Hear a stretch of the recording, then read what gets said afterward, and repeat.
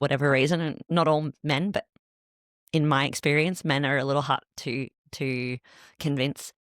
And he had chronic knee pain, and he was a very type A personality, very stressed, took it on the chin kind of guy, Mr. Stoic, very resilient, and wanted to do all the things. Like wanted to ski, like wanted to play with his kids, wanted to like be really strong in the gym, and it was like running his own business, and all, like he just wanted to do all the things. And I totally identify with that. That was definitely me.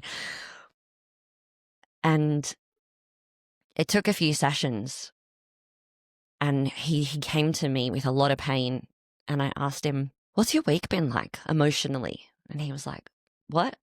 I'm like, "What's happened? You don't seem yourself. You're obviously in a lot of pain." And he just started like telling me about his life. And then we did a couple of movement things, and it was nothing really. There was maybe a bit of blood flow to the area, some quick mobilizations, not magic. And he walked away and he was like, "Oh my God, I feel so much better." Yeah. And, you know, trainers are often an impartial outlet for people to tell us things that are happening in their life. And I don't think people realize how much having someone who you can tell something like that to, especially if there's no judgment, how awesome that is.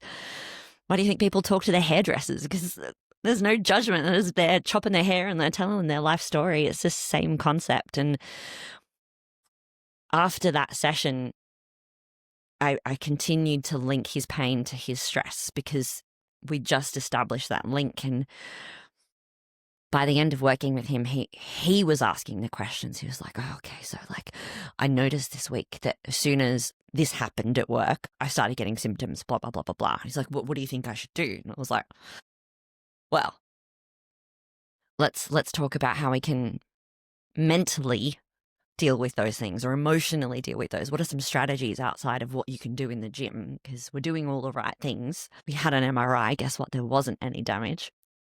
So where's the pain come from when there's no damage? Do you know what I mean? Like, why is it there? And in that case, people find it even harder, and the doctors don't know what to do with you because there's no damage. But there's still pain. Pain is still your body's signal that there's something wrong. And there was things wrong. That's just how it was manifesting for him.